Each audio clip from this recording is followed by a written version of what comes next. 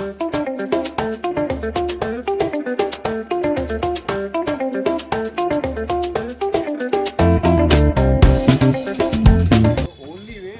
Way is to get an MRI of the need. MRI చేస్తే కనుక మీకు ఎంతవరకు కార్ట్లేజ్ డ్యామేజ్ అయింది, అసలు డ్యామేజ్ అయిందా లేదా, అది కార్ట్లేజ్ డ్యామేజ్ అయినా లేకపోతే మీ లోపల లిగమెంట్స్ ఉంటాయి, ఏసీఎల్ ఉంటుంది, పీసీఎల్ అని ఉంటుంది, మెనిస్కస్ ఉంటాయి.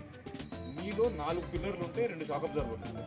ఈ 4 పిల్లర్లకి షాక్ అబ్జార్వర్కి ఏమైనా డ్యామేజ్ జరిగినా కూడా ఇలానే పెయిన్. సో ఇవన్నీ జరిగాయి.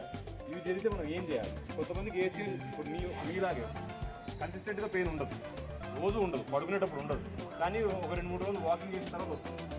వాళ్ళకి మెనిస్కస్ పెయిన్ ఉంటే ఛాన్స్.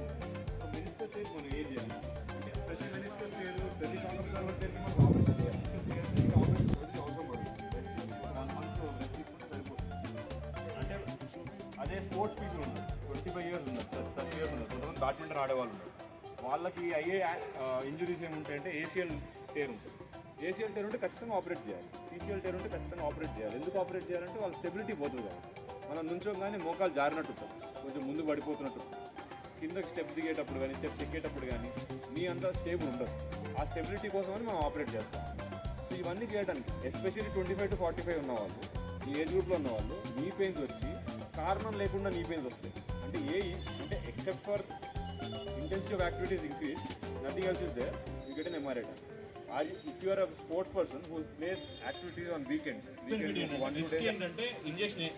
సో మీ దగ్గర మీ మోకాల పైన కట్ ఉండదు, చీమ్ పట్టే ఛాన్స్ ఉండదు, అవేం ఉండదు. బెనిఫిట్ ఏంటి? బ్రిక్స్ ఇంజెక్షన్ వల్ల మీకు అట్లీస్ట్ 6 months నుంచి 1 year దాకా పెయిన్ తగ్గుతుంది. డిపెండ్స్, మీరు 1 year తర్వాత మీకు పెయిన్ ఉంటే రండి, లేకపోతే అవసరం లేదు. మీకు చెప్పిన వాళ్ళు ఏమంటారు? తగ్గలేదు అంటారు. నా దగ్గర వస్తుంది తగ్గిందంట. డిపెండ్స్ కదా. అది why do you have to think about 1 year తర్వాత మేము చేయించుకోవాలా లేదా అన్న క్వశ్చన్ కాదు కదా.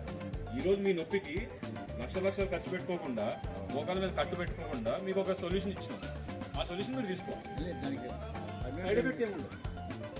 పర్మనెంట్ రెమెడీ కూడా కాదండి. పర్మనెంట్ రెమెడీ ఏది కాదండి. మోకాలు మార్పుడే పర్మనెంట్ రెమెడీ. పర్మనెంట్ రెమెడీ ఏది కాదు కదా.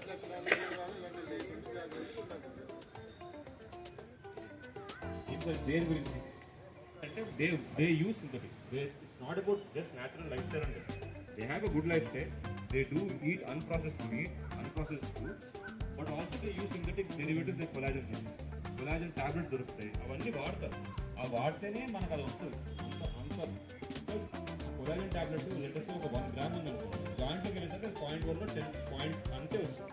అంతకన్నా ఎక్కువ రాదు. ఇంజెక్షన్ చేసుకోవాలి వస్తుంది జాయింట్స్లోకి. కొలాజన్ ఇంజెక్షన్ కానీ హైడ్రోజన్ ఇంజెక్షన్ చేసుకుంటేనే అది ఫర్దర్గా డెవలప్ అవడం ఉంటుంది. ఏదైనా యాక్టివిటీ చేసుకుంటూ ఉంటే కనుక డెఫినెట్గా you end up getting arthritis very